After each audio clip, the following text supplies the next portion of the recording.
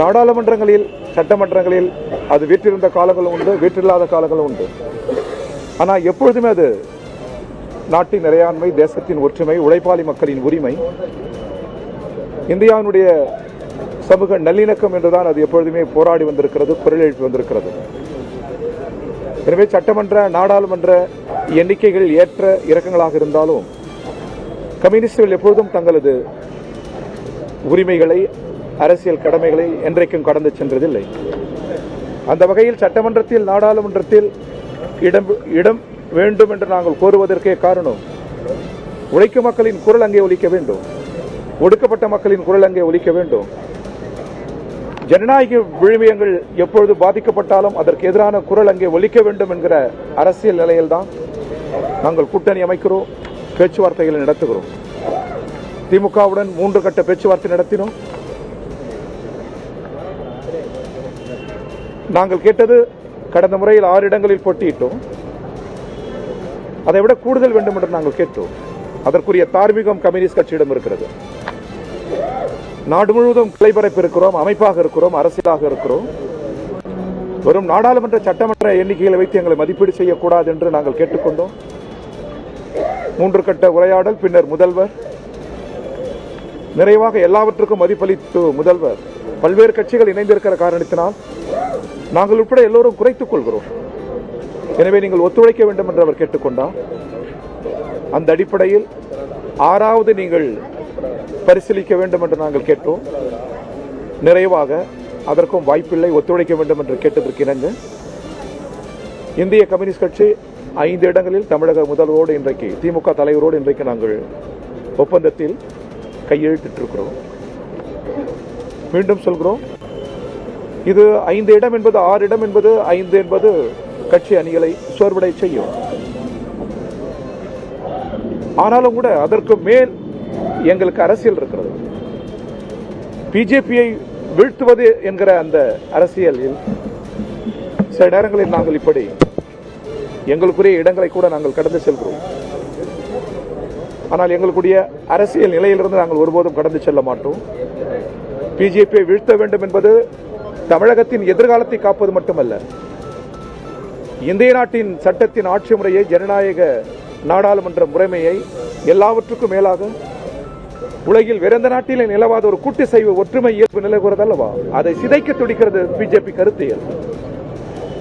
எனவே அதை காக்கிற பெரும்போரில் இந்திய கம்யூனிஸ்ட் கட்சி ஈடுபட்டிருக்கிறது. அதற்காகவே நாங்கள் அணி சேர்ந்திருக்கிறோம். அதற்கான கையெழுத்து தான் இது. இவ்வாறு புரிந்து கொள்ள வேண்டும் என்று இந்திய கம்யூனிஸ்ட் கட்சியின் தமிழ்நாடு மாநில குழுவின் சார்பில் நாங்கள் கேட்டுக்கொள்கிறோம்.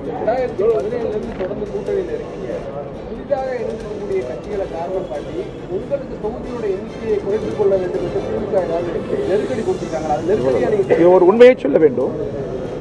எப்பொழுது பேசினாலும் உள்ளத்திலிருந்து பேசுவோம், உண்மையை பேசுவோம், அரசியலாக தான் பேசுவோம்.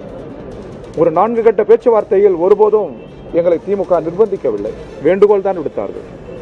பல கட்சிகள் சேர்ந்திருக்கிற காரணத்தினால் நீங்கள் இதை பரிசீலிக்க வேண்டும் என்று முதல்வரே கேட்டுக்கொண்டார். ஒருபோதும் தொனியில் கட்டளையிடுகிற தொனி இல்லை, அழுத்தம் தருகிற தொனி இல்லை. பரிசீலனை செய்ய வேண்டும், ஒத்துழைக்க வேண்டும் என்றுதான் இதுகாரம் அவர்கள் பேசியிருக்கிறார்கள் தவிர கட்டளையிடுகிற போக்கில். அதான் ஆரம்பத்திலிருந்தே நாங்கள் சொல்லியிருக்கிறோம். 4 கட்டம் பேசுகிற பேச்சிலும் ஒரு ஜனநாயக இடம் இருக்கிறது. அந்த சுயமரியாதை பாதிக்கப்பட்டிருக்குமே ஆனால் கம்யூனிஸ்ட் கட்சி எப்பொழுதோ கடந்து செல்லும். ஒருபோதும் முதல்வருடன் அல்லது திமுக தலைமையுடன் பேசுகிற போது ஒரு சுயமரியாதைக்கு பாதிப்பு ஏற்படுகிற வகையிலோ, கட்டளை இடுகிற வகையிலோ அவர்கள் பேசவில்லை என்பதை மனந்திருந்து இங்கே பதிவு செய்ய விரும்புகிறேன்.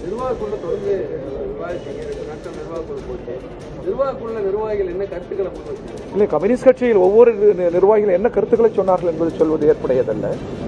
ஆனால் பொதுவாக இன்றுள்ள அரசியல் சூழலில் நமக்குரிய இடங்களை கேட்டு பெற வேண்டும். 1-2 இடங்கள் கூடுதலாக பெற வேண்டும் என்பதுதான் மிக நியாயம். அத்தகைய நியாயம் நம்மிடம் உண்டு. இதை நாம் பேசுவோம். இல்லை என்றால் நாம் 6 இடத்துக்காவது வலியுறுத்துவோம் என்றோ வலியுறுத்தினோம். ஒவ்வொரு முறையும் வந்து பேசி கட்சி கமிட்டி என்ன சொல்கிறதோ அதை திமுக பேச்சுவார்த்தை கூட சொன்னோம். நிறைவாக முதல்வர் அவர்களிடமும் நாங்கள் எடுத்து சொன்னோம். நிறைவாக சூழல் இல்லாத போது அந்த சூழல் கருதி எங்கள் அரசியல் நிலையில் எந்த நெருக்கடியும் வந்துவிடக்கூடாது. இது பிறருக்கு ஒரு பிரச்சாரத்திற்கு இடம் தந்துவிடக்கூடாது. திமுக கூட்டணி கொள்கை கூட்டணி தோழமைபூர்வமாக நாங்கள் அணி சேர்ந்திருக்கிறோம். எனவே இது வெல்லும் கூட்டணி. அந்த வகையில் இதை கடந்து சென்று விட முடியாது என்கிற கருத்து தான் பேசப்பட்டது.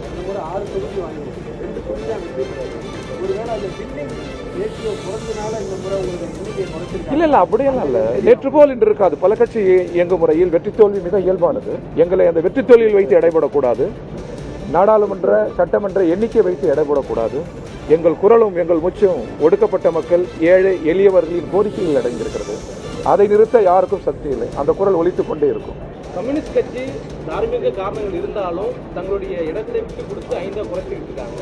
ஆனா காங்கிரஸ் அதோட எண்ணிக்கையை 3 அதிகரிச்சிருக்கிறாங்க. இன்னும் புதிய கட்சிகளுக்கு கம்யூனிஸ்டோட அதிக இடங்கள் கொடுத்ததுக்கான தகவல் சொல்லப்படுது. இந்த மாதிரியான சூழல்ல உங்களுக்கு உங்க கட்சியோட ஒரு அழுத்தம் இல்லையா? ஒரு கடந்த முறை கொடுத்த தொகுதிகளை தக்க வைக்க முடியலங்கிற ஒரு அழுத்தம் மாநில ஒரு 3-4 முறை நாங்கள் பேசியிருக்கிறோம். பேசியதை தான் சொல்லியிருக்கிறோம். பேச்சுவார்த்தை கொடுக்க அதிகாரங்கள் இல்லை. செயலாளர் எனக்கே அதிகாரம் இல்லை. எங்கள் கட்சியில் அத்தகைய ஜனநாயகம் நிலவுகிறது. எவ்வளவு பெரிய தலைவராக இருக்கிற இருவருமே கே சுப்பராயன் அவர்கள் உடல்நிலை சரியில்லை, அவரும் வந்திருக்க வேண்டும். மூவருமே பெரிய தலைவர்கள், அனுபவம் உள்ளவர்கள். இவர்களுக்கே அதிகாரம் இல்லை. செயலாளர் எனக்கு அதிகாரம் இல்லை. கமிட்டிக்கு தான் அதிகாரம்.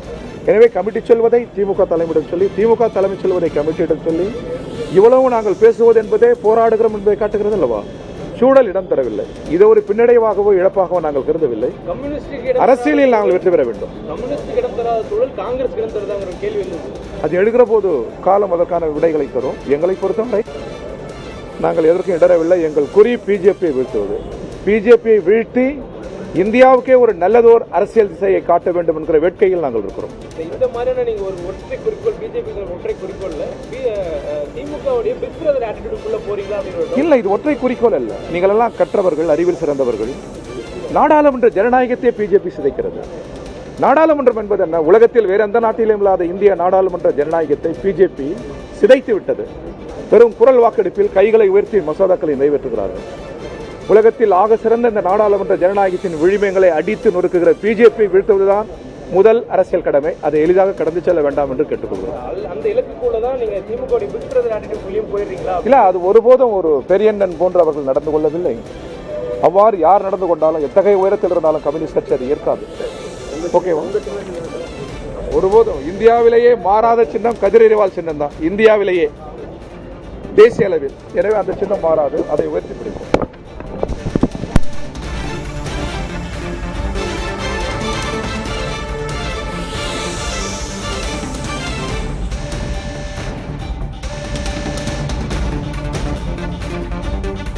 முதல்வர் கேட்டுக்கொண்டதால் தொகுதியை குறைக்க ஒப்புக்கொண்டோம் என்று சிபிஐ மாநில செயலாளர் வீரபாண்டியன் அளித்த செய்தியாளர் சந்திப்பை தற்போது பார்த்தோம்.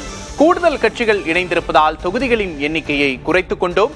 பாஜகவை எதிர்க்க வேண்டும் என்ற புள்ளியில் அனைவரும் ஒன்றிணைந்திருக்கிறோம். ஆகவே இந்த சமரசத்தை செய்து கொண்டோம் என்று தெரிவித்திருக்கிறார்.